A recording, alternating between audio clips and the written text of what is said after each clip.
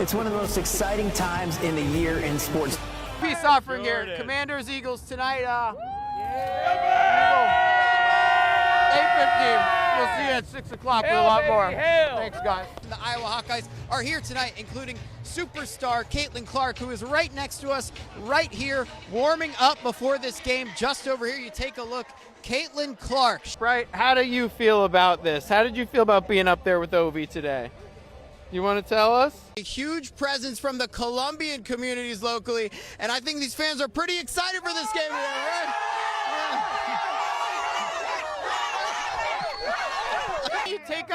Take us through the tailgate here. Let's see what else you got. Let's try this. It's pretty hot. Very good. Very good. They heard the Columbia fans pick me up. They're gonna pick me up today. Here we go. We're ready. Yeah. All right, we're gonna send things back to you guys. The popularity of pickleball in America has exploded. We even have a pro DC pickleball team in the Pro Pickleball League. And this week, you can check them out in Southeast DC. They will be in action on Friday, Saturday, and Sunday. Adam is ready for his next step, taking his talents to overtime elite in Atlanta. I was standing right here in section 108 as right behind us, Ovi on the left side in his office where he's scored so many times before, tied Wayne Gretzky's all-time scoring record with career goal number 894. Well, the great chase has come to an end on Long Island. Alexander Ovechkin, career goal number 895, and he has officially surpassed Wayne Gretzky for the NHL's all-time leading goal scorer. The mantra in March Madness is survive and advance. That's exactly what the Terps did today. Hope has returned to the DMV in a form of a new football owner. But one name we'll really be focusing on this week, running back Brian Robinson. We heard from him for the first time this offseason. I don't know of any moment in these past few years compared to what happened in that end zone at the end of this game. Hail Mary, Jaden Daniels to Noah Brown. Just a special moment for what's already been a special season. We think that this could be the year. Again, a new owner in David Rubenstein, lots of talent on this roster, and a renewed excitement in this fan base. The legend herself, Billie Jean King, to be out here with these kids today and have the chance to teach them some lessons and life lessons, tennis lessons. They're teaching me too. We learn from each other. For Alex Ovechkin being the one that's going to probably break your record, for it to be him specifically, what can you say about what he's done his entire career and how special this is? I watched you when I was a kid, and so many other people in this DMV area have watched you for 2 decades now. What does it mean to you to know the impact you've had on so many of the young fans and old fans around here that love this franchise? You look at the NBA, you might get to play with, against LeBron, Kevin Durant. I mean, is that something you're like having to pinch yourself about right now? Lots of excitement today here in Baltimore. What does it mean for you to be the governor here and be a part of this game today and this excitement for the biggest game in over 50 years here in Charm City? There's been talks and mentions of a possible, you looking into buying the Nationals. Is there anything you can tell us, any updates in that category, anything you'd like to say about it? DC, Maryland, and Virginia, everybody's kind of all expressed interest in having you guys have a stadium there. Where are you guys at in the process of figuring out where it's going to be? How much coming into here is the excitement of being here, how special it is, and how much of it is like you're here, you're hungry, you're ready to go and win this thing? Double A here with the Harrisburg Centers and the Nats organization. What was it like when you got that call knowing you're moving another level up here? And you've talked a lot about what the adjustments have been like being a pro on the field with the playbook. What's it been like? I know we've seen you out at the Nats, you're out at the soccer game at Commanders Field this past week. What's it been like, all the stuff that comes with being the star quarterback in Washington now? How has it been adjusting to that, being here in this market? I mean, I ain't a star quarterback. Yeah, I got a long way to go. I'm a rookie. The kick is up. It is doink and doink it in! Doink it in, guys! The Commanders win! First playoff victory since the 2005 season! You're not dreaming! This is real! What did Alexander Graham Bell invent? What device? Vibes. Yeah. You need a hint? Is it in your hand right now? Yes. The phone? You got it. I think your Madden rating is. Rookie coming in, not high. I'll leave it at that. We'll see what it is from there. Got a guess? No, I don't have a number. I don't have a number. I'll leave it at that. All right, I'm gonna tell you, okay? Yeah. 70. Okay. You good with that to start? I mean, yeah, well see. Hopefully you can. Ready to get it to rise? And I couldn't resist. I had to get out there myself. Or they might need a kick return.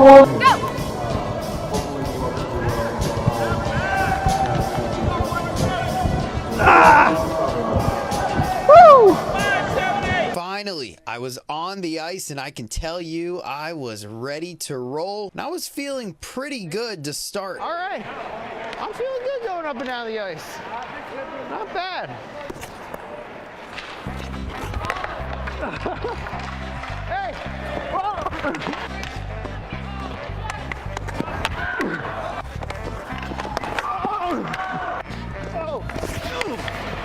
Some people are just falling down. Oh, that was me. I have so much respect for the people that actually do this. My goodness. It's incredible. But I did have my moments. Oh! I got a shot on goal, man. Right here, let's look at this. I survived the Snyder era, 1999 to 2023. That's really the vibe here. He said he's throwing a party at his house tonight. I don't know the details of this party, and he said earlier in the season he said he goes to bed early, so I'm not so sure about this party, but maybe it was a metaphorical one. Look, you don't have to answer this question, but I bet you're going to try to find the party after you get off the air here. I do want to ask you, this was an interesting... I might. If there's food, yes. If there's food, of course. I like that color shirt you got on, by the way. A lot better than that gentleman to your right. Appreciate it. Sam Howell, a big fan of our DC News Now Carolina Blue Polos. Of course, Sam Howell played quarterback at the University of North Carolina, was a Tar Heel himself. And that's a sign of a confident quarterback, cracking a joke at the podium. Mando's got an important job. He's not just rooting on the Commanders this season as he's chilling here. He'll also be helping out veterans for a good cause. Bring us away, guys. 1, 2, 3. When the toast is in the cup, bottoms up to Maryland. Welcome into game night. I'm your host tonight, Alex Flum. The madness is here, and this year's men's and women's NCAA tournaments are shaping up to be very interesting and a great year for our local teams. And we've got some guests in house and reporters in the field tonight. Tiger Munn is live tonight in College Park at the Xfinity Center, while Jake Rahm is stationed out at Eagle Bank Arena in Fairfax. We will get to both of you guys soon, but first, all three of you guys are going D1 to very big programs, and I thought it was cool today. We have ACC, Big Ten, SEC over here. Hand up. Who are we? The Commanders. And then it's Commanders. Commanders. Commanders. Left hand up. They got to have a slogan about Madison High School. All they do is win. 3 names for this franchise in the last 20-something years. 2 playoff wins, I think. So more name changes than playoff wins. I mean, do they really even need another name change at this point? So here's the deal. It was the halftime show. This was the halftime show. Lucky the border collie. By the way, look at, I mean, this is very impressive here. So this all happened very fast, but it's been building up to this for a lot of years, and it's feeling realer than ever that this really could happen. I'm pretty happy after the draft wrapped up Saturday with the players that they landed. And going back to the first couple days of the draft, the Commanders addressed their secondary first and foremost. Guy that grew up, as we know, in the DMV, just outside of DC in Maryland. He talked about at his introductory press conference growing up, walking up to RFK Stadium, going to these games. As Alexander Ovechkin makes history, a local artist is painting that history into the skyline of the district, partnering with the team to paint a mural in Adams Morgan. Here's a look at what's gone into the creation. I mean, how many 100,000 slap shots has he hit in his lifetime? We're just seeing the tip of the iceberg. What we're celebrating is repetitive motion. I think that's what painting is repetitive motion. Doing something, but doing it a million times. As Alexander Ovechkin chipped away at Wayne Gretzky's all-time scoring record, Brandon Hill was working on his own masterpiece. You know, I think I called this piece GOAT, you know, greatest of all time. Yeah, I got to make the 8 pinch more.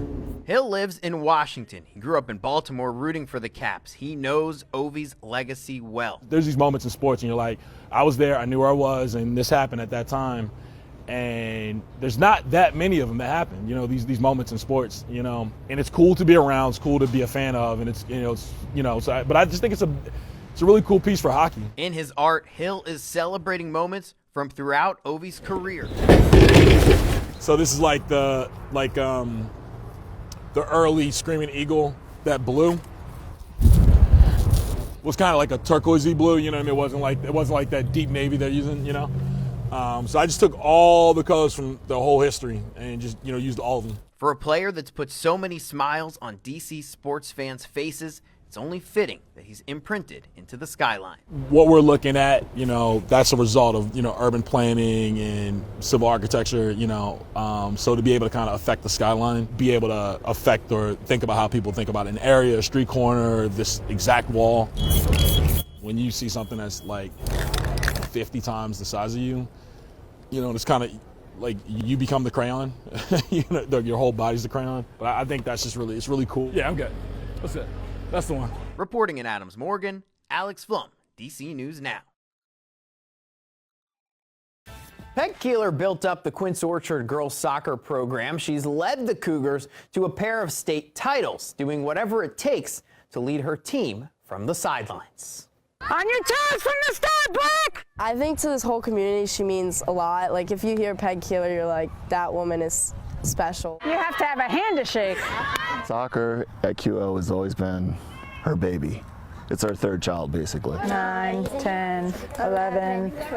She scheduled her C-section around the playoffs, so she would have a first-round bye so she could coach still. Peg Keeler has led the Quince Orchard High School girls varsity soccer program for 24 years. So many changes in the last couple of years, and it's nice to have a normal season. We're going to push the tempo, we're going to push the pace. Peg has never missed a game. Win every 50-50 ball. She almost did last season. My initial diagnosis when I found out I had cancer was September 7th. It was 2 days before our first game. I just found out it was stage 4 because it had metastasized to the liver. At first I was like, I just didn't understand. I was like, no, I didn't believe it. And then when I looked around and I saw everybody, I was like, wow, we all were so sad. It was a really sad, hard thing to hear. Peg found out the cancerous mass could be removed and remained resilient through her battle. I knew that as long as I was able to, that I would be coaching. In 2021, she coached her team to the state semifinals. She kept everything pretty hidden. I mean, just the tiredness, the pain, doctor's appointments, juggling 2 kids who were both playing soccer at the school, watching them play and trying to get to practice. It was difficult, but she always finds a way for things to work out. What Peg was going through, coming to soccer was her joy, and it was her escape from it. So if we could bring her any kind of pride and happiness, we had to do it, and so it brought us so much stronger and closer. In the spring, Peg found out that she was cancer-free. I hope it let them know that they can fight through anything, and that's we talk about that all the time. We're always going to have obstacles in soccer and in life, and we're just going to work hard and get through them. And I was able to not just talk about it last year, but actually demonstrate it. Last year, the team got wristbands that said #PegStrong and make cancer flinch first. After defeating cancer, Peg can focus on her team, defeating opponents, and trying to win another state championship. Last year, even at the end of the season, I wasn't sure how things were going to go because I still had radiation to do and surgery and more chemo, through the winter and spring, and just, being able to come back with, no evidence of cancer left and being able to be on my feet, it's a great feeling. Not only has she been a tremendous coach for 24 years, she has done so much for this program and has really built it up to be an amazing program, and she was able to beat cancer while doing it, so it just truly shows you how great and strong she is. Make them flinch first. All right, let's go do it.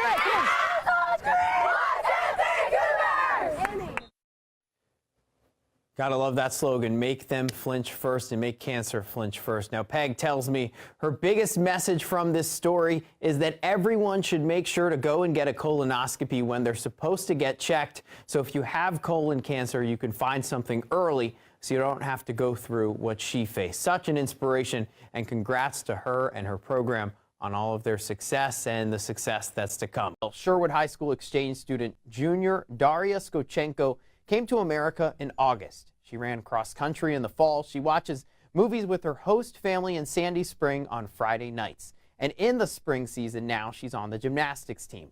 But her experience as a Ukrainian exchange student comes at a time of uncertainty for her country as the Russian invasion continues.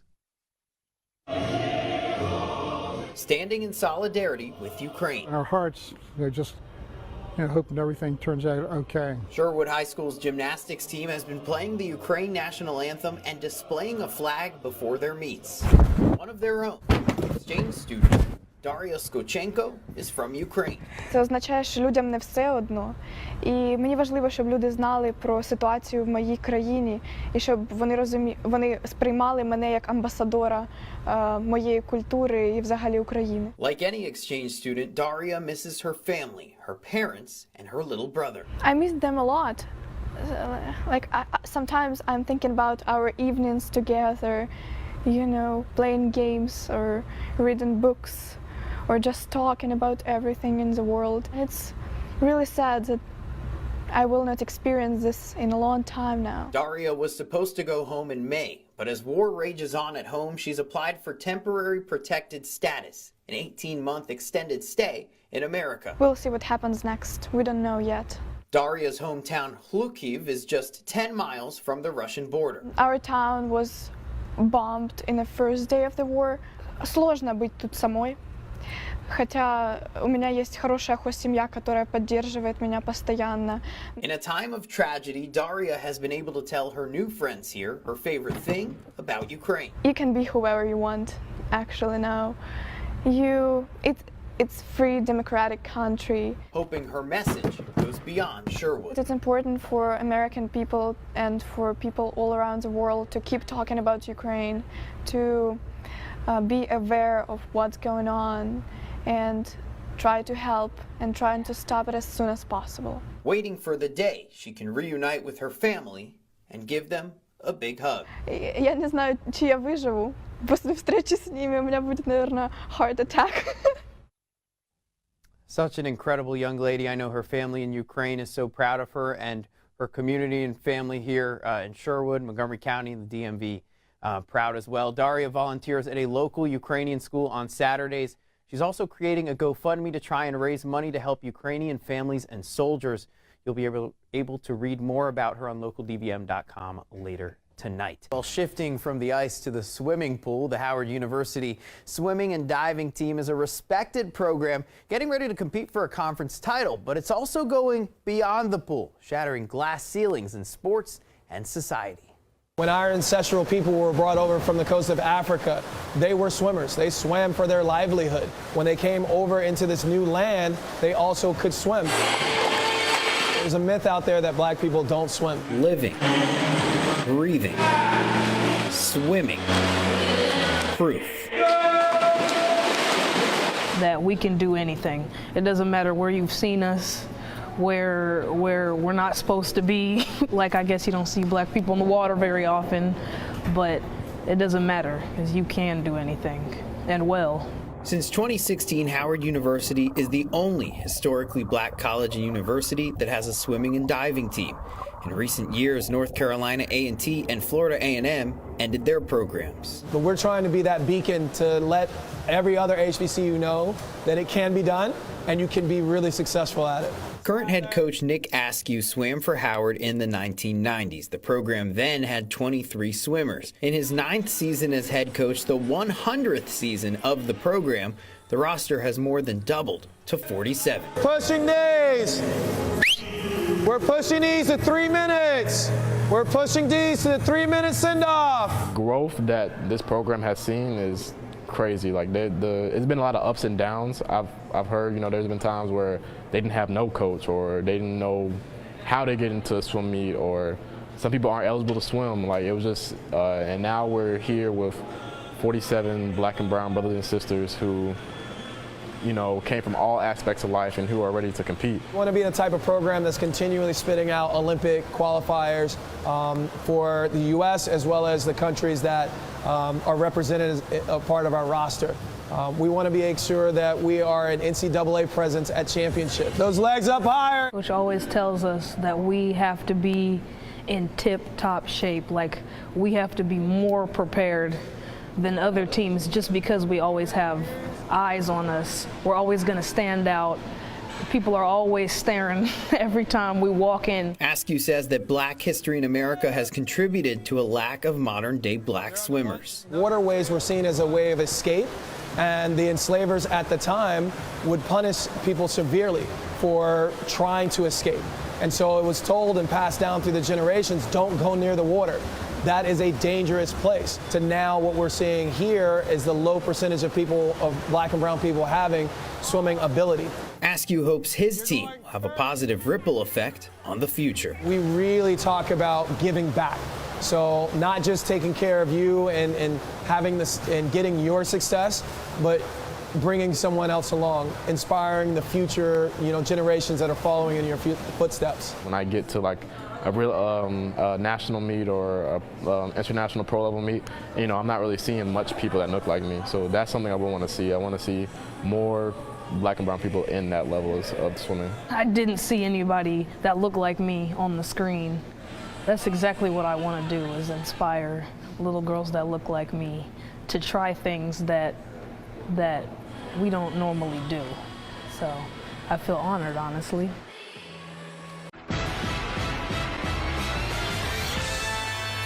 Welcome back into Game Night. Gallaudet University is the only higher education university in the world that is specifically designed to accommodate deaf and hard of hearing students. That makes it no surprise that the school's football team is leveling the playing field.